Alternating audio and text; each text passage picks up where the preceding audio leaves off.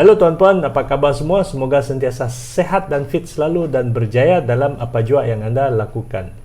Dalam video kali ini, saya ingin berkongsikan tentang apakah kekuatan atau kelebihan anda. Dalam temuduga, kemungkinan akan ada soalan seperti ini ditanya. Saya mendapat komen daripada Eden Rosa. Terima kasih tuan untuk tips yang dikongsi. Jika tidak keberatan, boleh kongsi bagaimana menjawab kelebihan dan kelemahan diri jika ditanya. Terima kasih tuan. Sebelum ini saya telah merungkaikan apakah kelemahan anda. Kali ini pula saya ingin berkongsikan tentang apakah kekuatan atau kelebihan anda. Ia akan menjadi bertentangan tapi lebih kurang sama. Mari bersama dengan saya kita rungkaikan.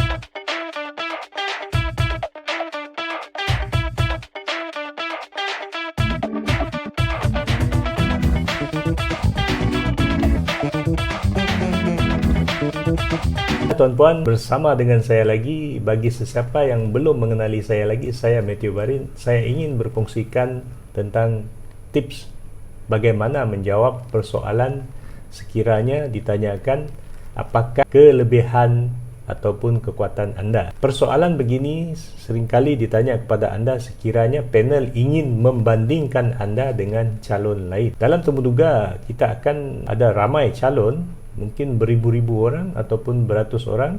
Dalam sehari itu mungkin dalam 20 lebih orang. Jadi anda akan bersaing dengan calon-calon yang lain. Tuan-puan, dalam temuduga, dalam 30 saat pertama itu panel boleh menilai anda. Maksudnya di sini dari cara anda masuk, cara anda berikan dokumen, cara anda duduk, cara anda bercakap, cara anda beri salam, semua itu akan diperhatikan oleh panel. Cara anda berpakaian, sekiranya anda pergi temuduga tu, pastikan anda memiliki satu keterampilan diri yang sangat mantap. Rujuk video-video lain yang saya telah kongsikan dalam channel ini. Bagi sesiapa yang belum lagi subscribe kepada channel ini, silakan tekan butang subscribe di bawah yang berwarna merah itu dan tekan tombol loceng supaya anda dapat mengikuti semua video yang akan saya kongsikan. Saya akan berkongsikan tentang 8 tips bagaimana menjawab persoalan apakah kelebihan ataupun kekuatan anda. Tips yang pertama, ucapkan terima kasih. Sekiranya anda ditanyakan soalan apakah kelebihan ataupun kekuatan anda, pastikan anda jawab ini, terima kasih tuan puan kerana beri soalan ini. Dalam anda memberi komplimen ataupun ucapan terima kasih terhadap setiap soalan, ini menunjukkan bahawa anda ini seorang yang suka menghargai, anda ini seorang yang berdisiplin dan sentiasa bersyukur. Yang kedua, jangan terlalu memuji diri ataupun menunjuk-nunjuk. Dalam situasi ini, bila anda ditanyakan soalan apakah kekuatan atau kelebihan anda, jangan terus menjawab, saya seorang yang rajin, saya seorang yang suka bekerjasama dalam kumpulan, saya suka menepati masa. Sebab bila anda menjawab sedemikian, ianya seolah-olah seperti anda telah sedia jawapan tersebut dan ianya bukan daripada dalam diri anda. Ya, seolah-olah seperti anda terbaca di mana-mana ataupun anda mendapat jawapan seperti itu, seolah-olah tidak seperti jawapan yang natural. Dalam anda menjawab soalan temuduga, anda perlu bagi jawapan yang asli ataupun kenyataan yang asli daripada diri anda. Jangan menghafal, jangan membaca. Yang ketiga, jangan sombong ataupun menunjukkan ekspresi wajah yang sinis. Bila anda ditanyakan soalan seperti apakah kekuatan ataupun kelebihan anda, biasanya anda macam terkejut. Ini tidak menunjukkan bahawa anda ni seorang yang yakin ataupun profesional. Kadang-kadang bila kita tanya soalan seperti ini, calon akan macam melatah, terkejut. Ada juga yang akan alamak. So jangan berikan ekspresi ataupun body language, bahasa badan, ekspresi wajah semasa ditanyakan soalan sedemikian. Yang keempat, jangan merendahkan calon lain. Sekiranya anda ditanya apakah kekuatan ataupun kelebihan anda, jangan menjawab dengan, oh saya ini merupakan seorang yang suka bekerja sama kumpulan dan saya sangat rajin dan saya adalah seorang calon yang lebih baik daripada calon lain dan saya percaya pada diri saya adalah calon yang lebih layak dan paling sesuai. Ini bila anda bercakap sedemikian, seolah-olah seperti anda merendah-rendahkan calon lain. Anda kena ingat, mungkin pada masa anda temuduga tersebut, sebelum anda ditemuduga itu, mungkin ada calon lain yang lebih layak dan lebih sesuai, dan pada masa giliran anda, panel mungkin bertanyakan soalan sedemikian untuk menentukan siapakah yang lebih sesuai dan yang lebih layak, ataupun apakah kelebihan lain yang ada pada diri anda. Tuan-puan juga perlu ingat bahawa setiap sesi pengambilan apa-apa jawatan dalam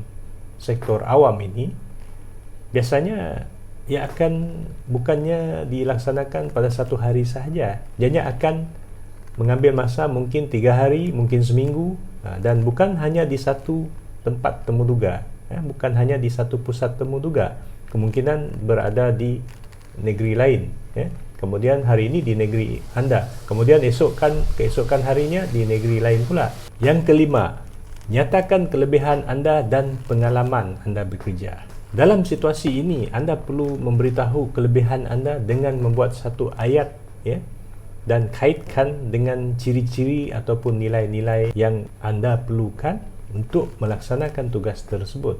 Contohnya begini, saya memiliki kelebihan, iaitu saya suka tidur awal dan juga saya suka bangun awal. Dalam keadaan anda begini, bila anda seorang yang suka tidur awal, bermaknanya anda ni memiliki satu sikap ataupun sifat yang anda mementingkan masa. Saya seorang yang suka tidur awal dan bangun awal. Bila anda memiliki amalan sedemikian, itu merupakan satu kelebihan sebab anda berdisiplin. Bila anda bangun awal tersebut, sudah pastinya anda akan awal turun kerja. Jadi tak perlulah kata anda, saya seorang yang menepati masa. Contohnya, semasa saya bekerja di organisasi saya sebelum ini, saya tidak pernah lewat hadir bertugas. Ini dengan contoh sekali, dengan bukti, dan saya tidak pernah lewat kerana saya suka tidur awal dan juga suka bangun awal. Ini contoh kelebihan. Contoh yang seterusnya, nyatakan kelebihan anda. Contohnya, anda telah menyelesaikan satu projek yang bernilai jutaan ringgit dalam syarikat ataupun organisasi anda sebelum mohon jawatan ini, dan anda telah mencapai satu tahap yang membanggakan organisasi sehingga kan anda mendapat pujian daripada majikan dan juga pelanggan. Kaitkan kelebihan anda tersebut dengan jawatan yang anda akan jawat kelak. Sekiranya anda menyatakan kelebihan anda tersebut, nyatakan juga bahawa sekiranya saya memegang jawatan ini kelak, saya tiada masalah untuk melaksanakan tugas-tugas kerana saya memiliki kelebihan ini. Saya akan pastikan saya boleh melaksanakan tugasan dengan sempurna kelak. Yang keenam, bercakap benar. Dalam anda memberi respon kepada soalan sedemikian, pastikan anda memberi jawapan yang ikhlas, daripada hati anda, daripada diri anda pada masa tersebut. Sekiranya anda cuba untuk memberi jawapan yang bersahaja ataupun anda hanya baca ataupun anda sediakan jawapan yang baik-baik semuanya, yang nilai-nilai yang murni, nilai-nilai yang tinggi, ataupun kelebihan anda buat ini, buat itu, ini akan menyebabkan panel kata, betul ke dia ni? Jadi pastikan anda bercakap perkara yang benar dengan bukti. Kalau anda katakan anda ada kelebihan dalam sesuatu perkara, pastikan anda tunjukkan bukti. Kemungkinan kalau anda ada sijil pencapaian, sijil kemahiran, boleh bawakan dalam fail anda dan maklumkan kepada panel bahawa tuan-puan, saya telah mendapat sijil ataupun sijil penghargaan terhadap apa yang telah saya capai ataupun kelebihan yang saya ada tersebut. Tuan-puan, dalam persoalan sedemikian, apakah kelebihan ataupun kekuatan anda? Panel sebenarnya dia ingin melihat bahawa sama ada anda ini ada sifat kejujuran ataupun anda ada kelebihan yang sebenarnya.